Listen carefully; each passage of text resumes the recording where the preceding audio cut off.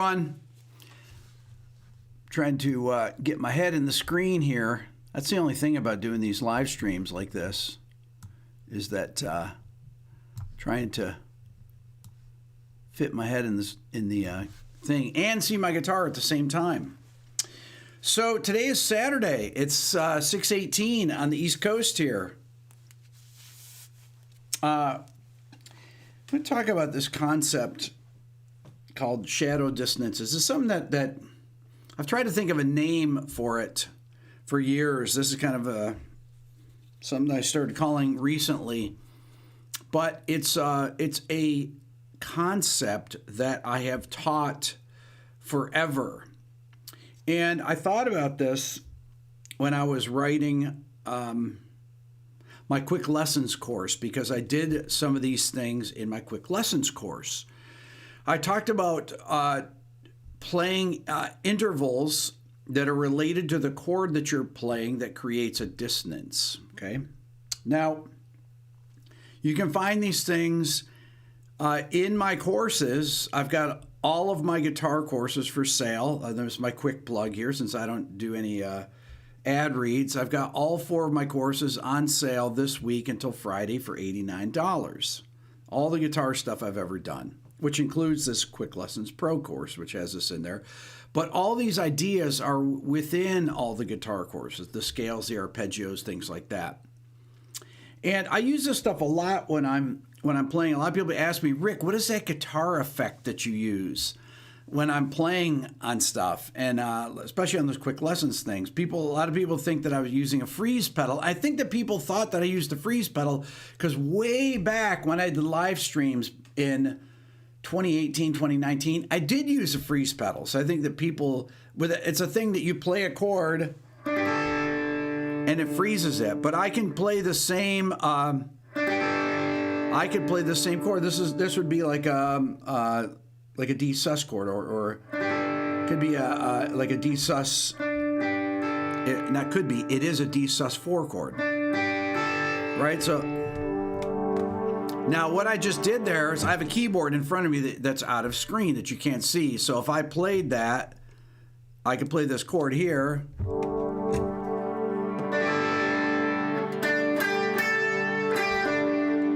And I'm playing those notes, right?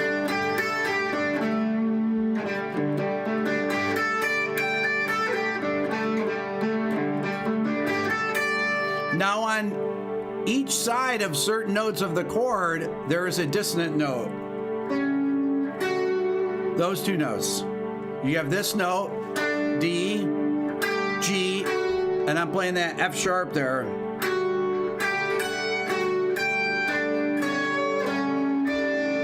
So this note, F sharp, is a shadow dissonance, right? That dissonance there creates a beautiful tension. So that F sharp is a half step away from one of the 3 notes in the chord. So you have D, G, A. So I can play an F sharp or a C sharp. The F sharp's a half step away from this note G, and the C sharp's half step away from the D in a D major scale, right? So if I play the same chord, I'll put a D in the bass so you can hear it a little better.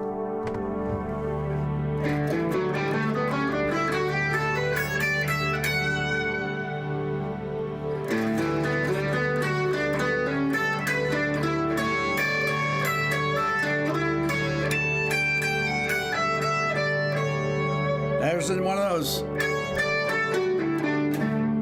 I always remember to resolve those notes.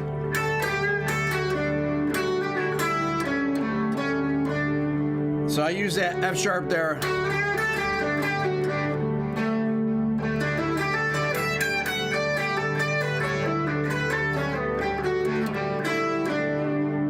I'm using these.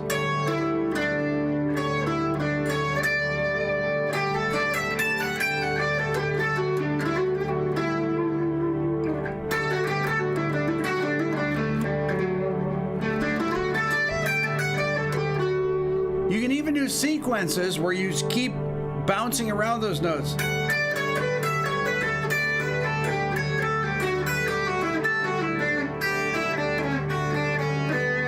I can actually put that chord with a B in the bass, that same chord, this D sus4, and put a B in the bass. Listen.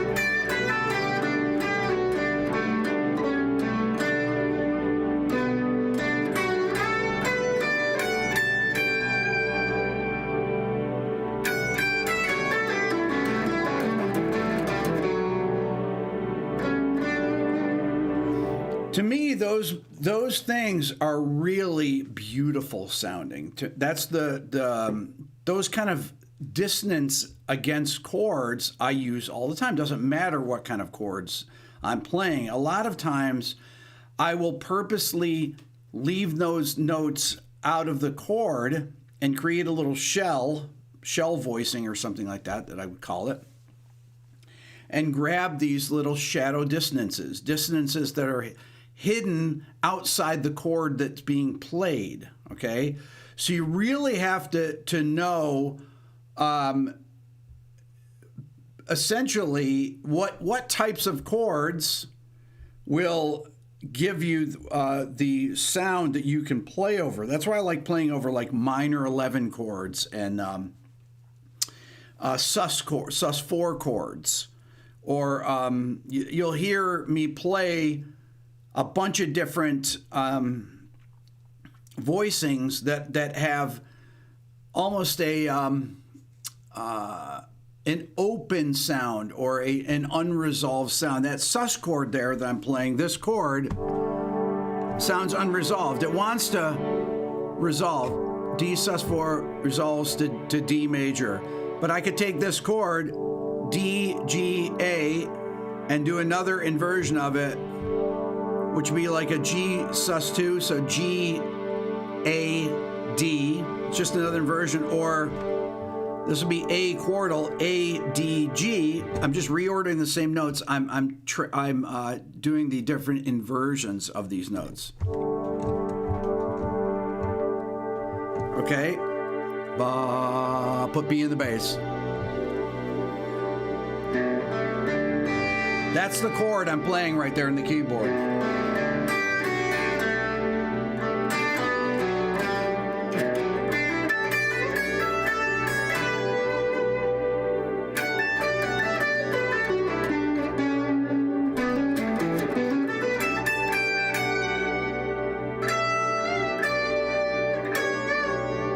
There's that note, right?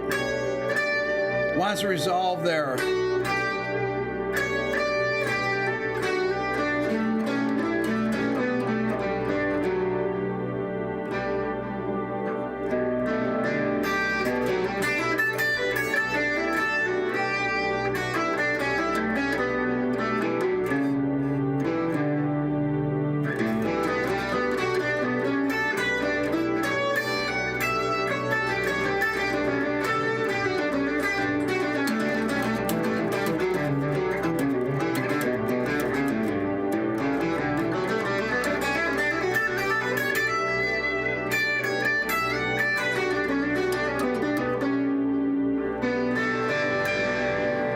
There. A lot of people call that the mu chord.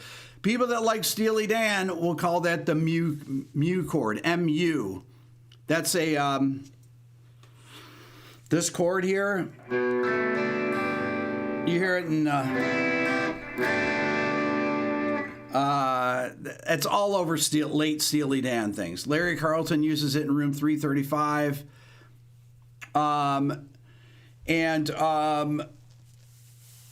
And it is, I don't know where it got that term mu, M-U, but people have been calling it that for forever, the mu chord. If anyone knows where that term came from, it's a voicing. I call it a minor 7 sharp 5 chord. If you think of a minor 7, like B minor 7 here, then I sharp the 5th there, It's really a minor 7 with it's a flat 6, but it doesn't have the 5th in it. If I put the 5th in it down here, to me it's really beautiful because of this flat 9 interval. It sounds ugly to some people. I think it sounds amazing. It sounds ugly played like that, but hidden in the chord. I have this song from my old band, Billionaire, that's called I Fell From Space. And I use in this opening guitar part that I play.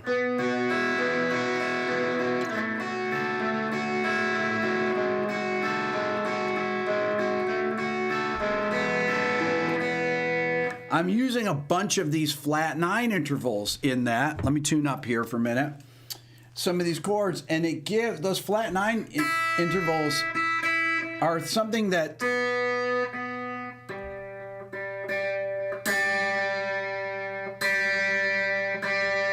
to me give it a mysterious sound, and I think it's really beautiful. It's a haunting sound. That's why I call them haunting tones. When I interviewed Sting, I asked him about that. I said, Sting, I talked about upper extensions, and it didn't. He was like, okay. Then I said haunting tones. Then I said surprise notes, and Sting's like, yes. But haunting tones, right? Right here. That chord voicing there. There's that flat 9 voicing. But this, the beautiful, like, E sus with but it has a G sharp like that. Instead of having that major 7th interval, A, G sharp, I go G sharp, A, right? So these things, if I'm playing that D sus chord, like I was playing, I'm doing, love it.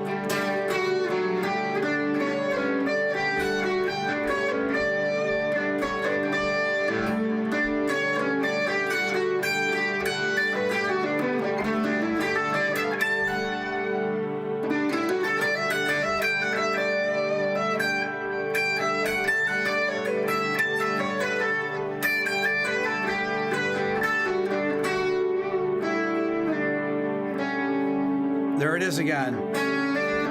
But you want to resolve those notes.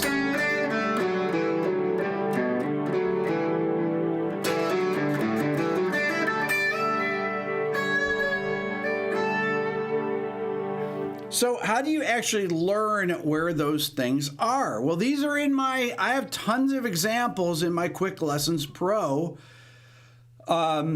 where I show you how I come up with these kinds of ideas. It sounds a little bit like Xanadu Rush, right? Those kind of ideas like that would be like a 7 idea, right?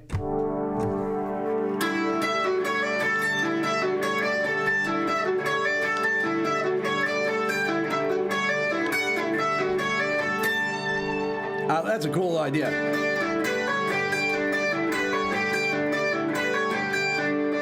So I'm just doing a 7-note pattern. 1, 2, 3, 4, 5, 6, 7.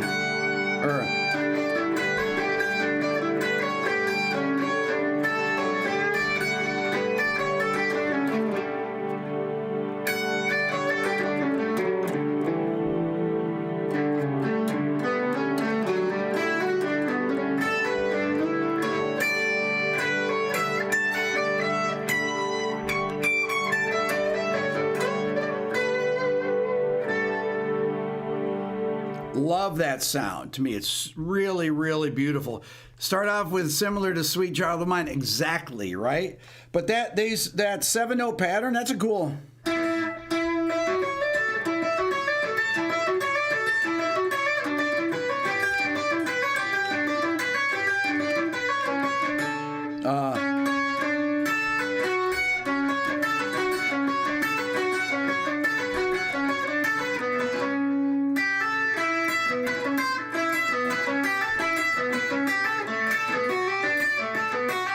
what I'm doing there, I'm just taking that same idea and I'm transposing all those notes diatonically, meaning all in the same key.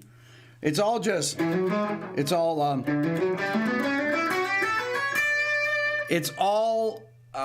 D major. I'm just thinking in D major, and I'm adjusting every note and moving this idea, this parallel idea down the scale, changing the notes that need to be changed. So if I start up here,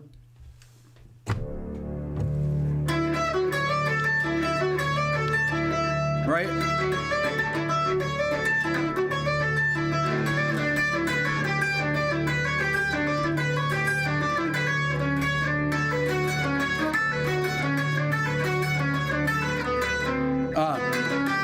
Yeah.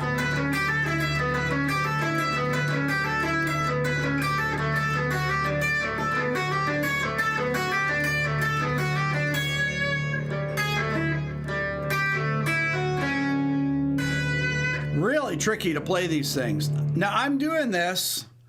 I started with the picking, but once I get to a certain speed, I have to go to this hybrid picking.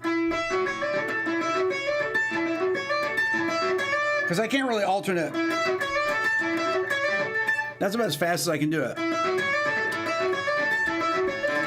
It's actually a cool thing. I used to do a lot of these type of ideas, these octave displacement ideas. Like that. I used to practice a lot of stuff like that, octave displacement.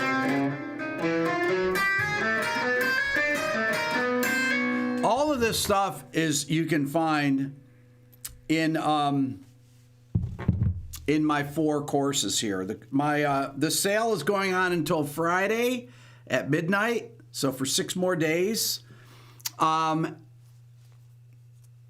It's got my Quick Lessons Pro, my Scale Matrix, my Arpeggio Masterclass. Sounds like Mastodon. That's funny.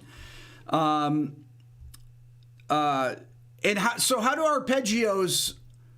arpeggios work in this, right? That's the, somebody asked that, how do arpeggios work? So these types of arpeggios, if I take something, let's say that I'm in D major, right? Play that same chord. I'm gonna play all the chords of D major.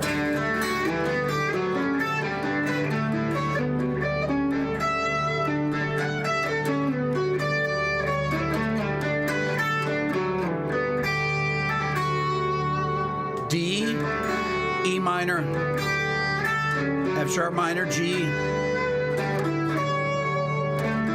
A, B minor, C sharp diminish,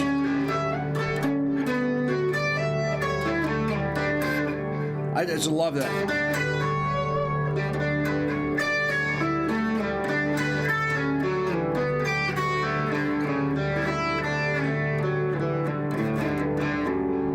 So I'm just playing these spread tries here.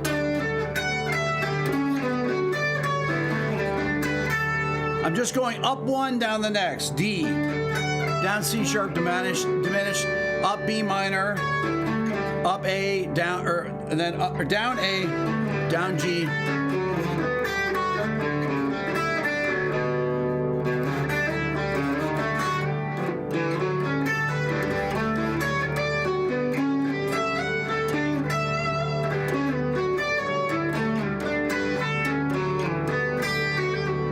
I'm trying to when I connect these ideas here, I'm trying to make sure, I'm trying to carry over a note from the previous line, the last note. I'm trying to carry it over and hold the string down so that it blends together beautifully. I just think it's like a beautiful sound, right? If so, I'm consciously thinking, you see that? Or I could go.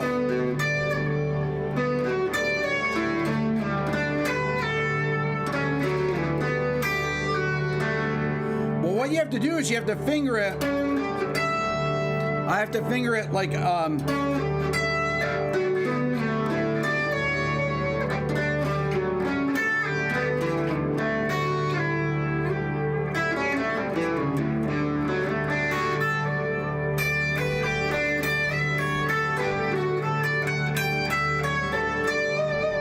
And what I'm doing there is I'm playing all these little chord progressions, but I'm just using the basic triads and seventh chords in the key, right? So if I'm in the key of D, D major, E minor, D major, E minor, F sharp major, G major, G major, A major, B major, and so on and so forth, and I'm playing them, I know them everywhere on the neck. That's the thing. And if I'm playing downward,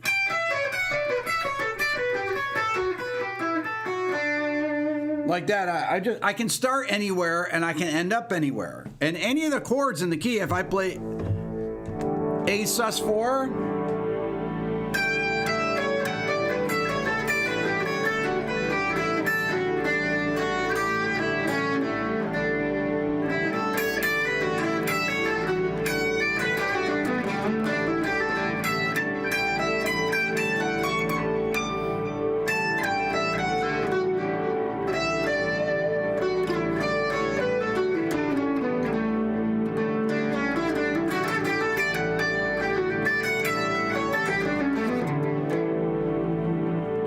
now, what you need to be able to do is take these things and play in any key, right? I had this, I did a quick lesson, and it's really funny. It was the one that had the most views of anything that I ever did. And I just started on F sharp, down low.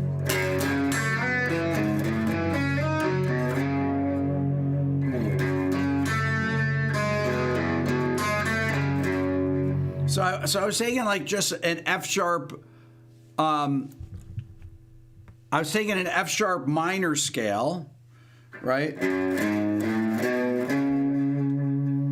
And going up the neck, that's F sharp Dorian scale.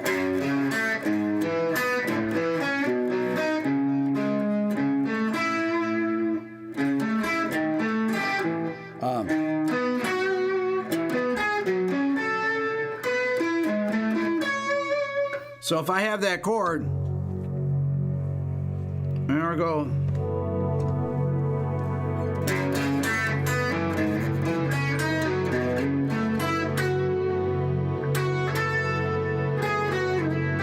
Hold on. Just lost my screen there. You guys can see me, right? Yeah. My brother John just called me. My brother John just FaceTimed me. He was like, John, I'm live.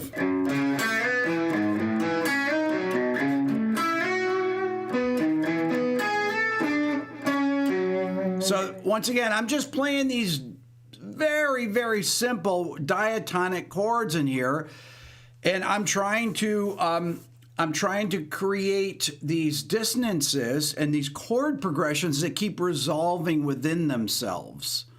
I always am saying this stuff.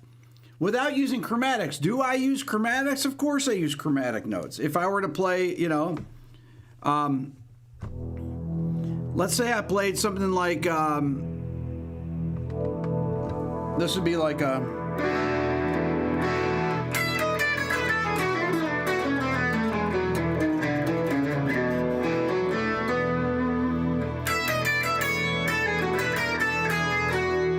so I'm playing, let's say if I'm playing like E dominant, right?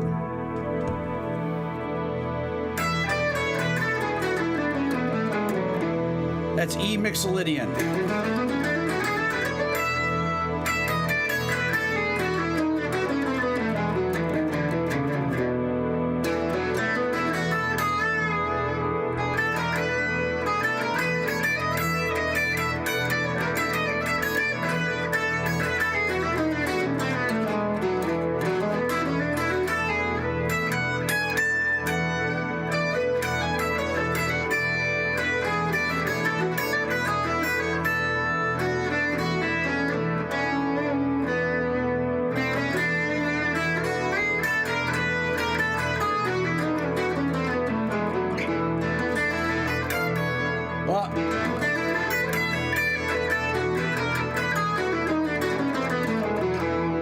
Somebody's like, Rick, what effect are you using currently? Well, I'm playing a keyboard in front of me. You just can't see it. I just have a little bit of delay. Listen. It's probably like I'd say probably about a, what is that, a 400 millisecond delay?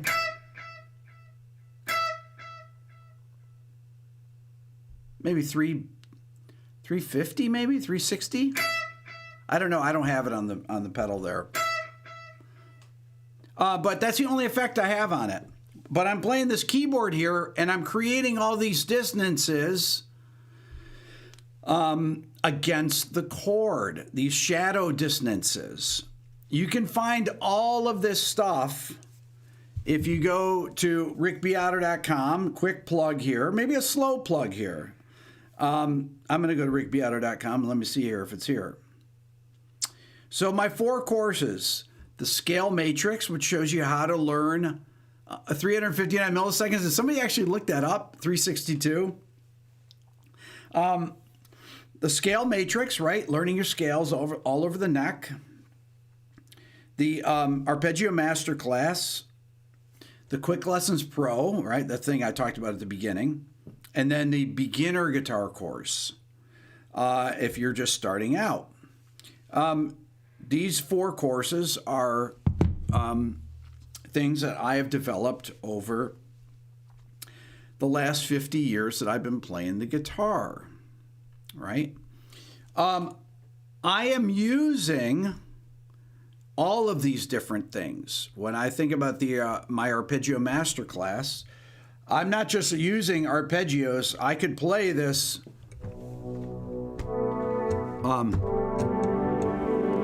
I could play.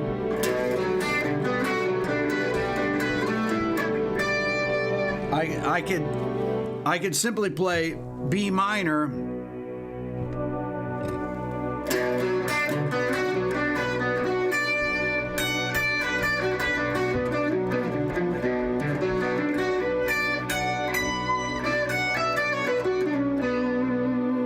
I can play those arpeggios all over. I can play the scale.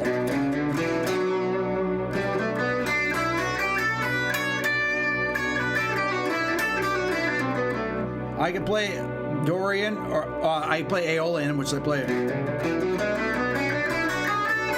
That's Dorian.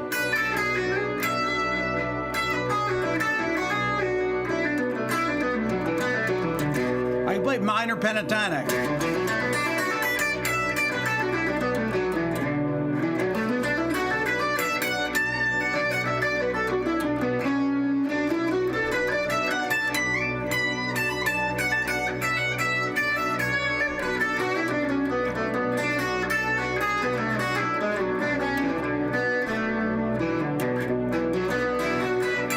I can play arpeggios. That'd be a minor add 9.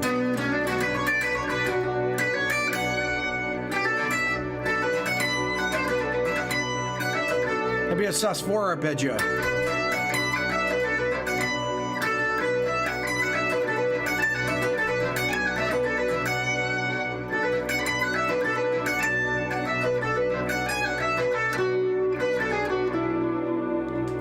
So I'm using basically all of the concepts that are taught in all these different courses, right?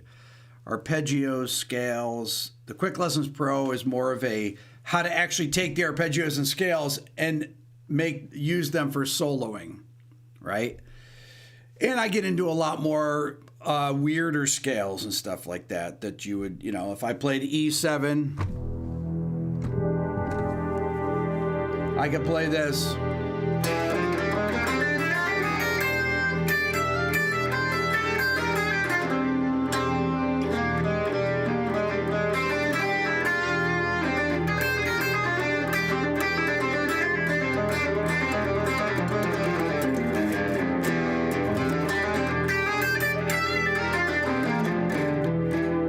I'm just using this E altered scale.